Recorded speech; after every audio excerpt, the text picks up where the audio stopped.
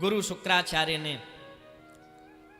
अपने शिष्यों से कहा, विश्वजित नाम के यज्ञ करो, तुम्हें आसन मिल जाएगा, तुम्हें इंद्र का आसन मिलेगा। विश्वजित नाम के यज्ञ किए, 99 पूरे हो पाए, 100 पूरे होने हैं, 100 पूरे नहीं हो पाए, 99 पूरे हुए। तब तक भगवान बामन अंगुल का अवतार लेकर के, तम बटहु बामनम दृष्ट्वा मोदमाना महर्षया, बामन अंगुल का अवतार लेके बलि के दरवाजे आ गए। बलि पदानि तीन दैत्येण, मैं 3 पैर धरती चाहता हूं, पदानि तीन दैत्येन्द्र सम्मितानि पदा मम, 3 पैर धरती दे दो। और एक बात बताऊं आपको, भगवान इसीलिए आए थे, भक्तों के, देवताओं के कहने पर, प्रभु यदि इसका 100वां यज्ञ पूरा हो गया तो मेरा आसन चला जाएगा।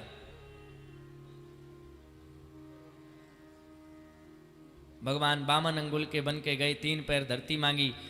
बलि के गुरुजी ने पहचान लिया। गुरुजी ने कहा, बच्चा देना नहीं उन्हें, वो भगवान है। बलि बोला, आज जरूर देंगे। क्यों? भगवान आए हैं और हम इन्हें ना दें? ये सबको देते हैं तो हम इन्हें ना दें, ऐसा क्यों?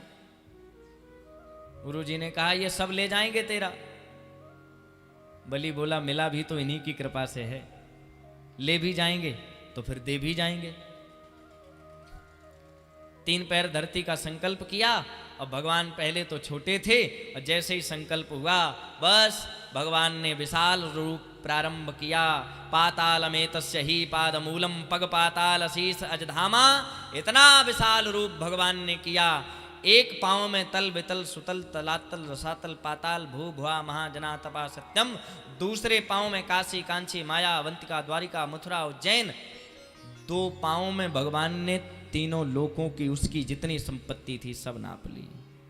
भगवान बोले, बलि हाँ 2 पांव पूरे हुए, तेरा सब नप गया, तीसरा कहाँ रखूं? बलि ने कहा, महाराज तीसरा? हाँ। बोले, अब हमारे पास तो कुछ नहीं। तो बोले, हम ही बचे हैं। तो बोले, पदम तृतीयम कुरु शीर्षणी में, तीसरा पैर लाओ प्रभु, आप मेरे सिर पर रख दो, आपका तीसरा पांव पूरा हो जाएगा और मेरा कल्याण हो जाएगा। प्रेम से बोलो जय बाबा की। भगवान ने तीसरा पांव बलि के सिर पर रखा। देवता प्रसन्न होकर पुष्प वृष्टि करने लगे। भले ही ये दैत्य है, पर दैत्य कुल में जन्म लेकर के भी इसने भगवान को पाने जैसा सुफल उद्यम कर लिया है। धन्य है ये बलि। भगवान खुश हुए। भगवान ने कहा, बलि मांग लो, क्या चाहिए? बलि बोला, महाराज अब क्या मांगे? नहीं नहीं मांगो। बलि ने कहा, महाराज आपकी कृपा से सुतर लोक में हमारा बामन दरवाजे का महल है, और अब हम वहीं रहेंगे। हम चाहते हैं कि आप हमारे साथ अब वहीं रहो, और जिस समय जिस दरवाजे से हम निकलें, उस समय उसी दरवाजे पे आप हमें डंडा लिए सिक्योरिटी गार्ड वाली नौकरी में मिलो। भगवान बोले, राम राम राम। आए थे हरि भजन को, एक भक्त को ठगने आए थे, वो खुद ही फंस गए, लग गए नौकरी पे। अब वो बलि कुछ नहीं करता, दिन भर कभी इस दरवाजे पे कभी उस दरवाजे पे, और जब बलि इधर उधर जाए तो भगवान को शर्त थी कि तुम्हें उसी दरवाजे पे मिलना। सो भगवान दौड़ के जाएं, और दौड़ के जाएं, हाथ जोड़े खड़े मिले। बलि बड़ा खुश होता। बलि कहता, महाराज गया सो जाने दो, लेकिन तुम ऐसे ही खड़े रहो। बड़े महंगे मिले हो, बड़ा महंगा आदमी जब मिला हो तो उससे मेहनत का काम तो लेना ही चाहिए। और बलि दिन भर जा इस दरवाजे उस दरवाजे, और भगवान भी दौड़े जल्दी से। जब वो वहां पहुंचे तो पहले वहां माता लक्ष्मी को पता लगा स्वामी जी जाने कहाँ गए। नारद जी ने बताया, तुम्हारे स्वामी जी की तो बलि ने नौकर बना के लगा लिया है, तुम मिलें कैसे? बोले, एक काम करो, रक्षाबंधन का त्यौहार आ रहा है, बलि के कोई बहन नहीं है, तुम हाथ में राखी बांध देना, और जब राखी बंधवाई में वो कुछ कहे मांगने को, सो वही वाला द्वारपाल मांग लेना, लेकिन हमारा नाम नहीं लेना। माता जी ने यही किया। रक्षाबंधन के दिन पहुंची, बलि के कलाई में राखी बांधी।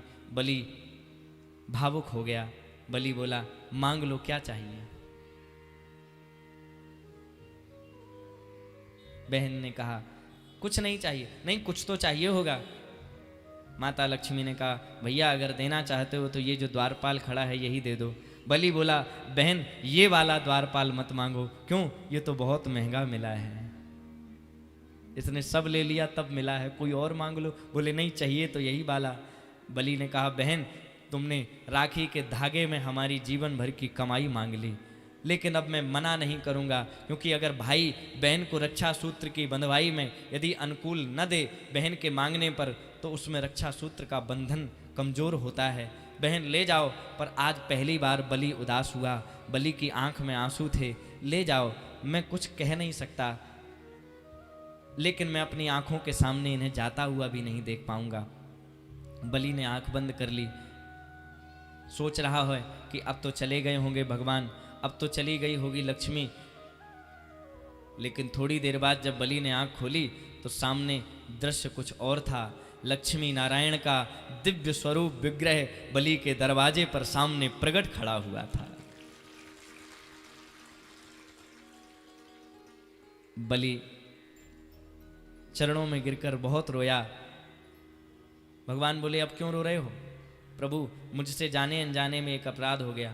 क्या अपराध? मैं आपको नौकरी पर लगाए रहा। भगवान बोले, तो पहले ही अपराध ये ना करते?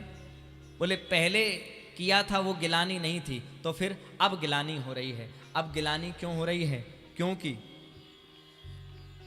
पहले हमारा आपसे कोई रिश्ता नहीं था, अब हमारा रिश्ता हो गया है। गिलानी इस बात से है कि हमने अपने बहन के पति को अपने घर का नौकर बना के रखा, बहनोई को नौकर बनाया। ये तो हमारा बहुत बड़ा पाप है।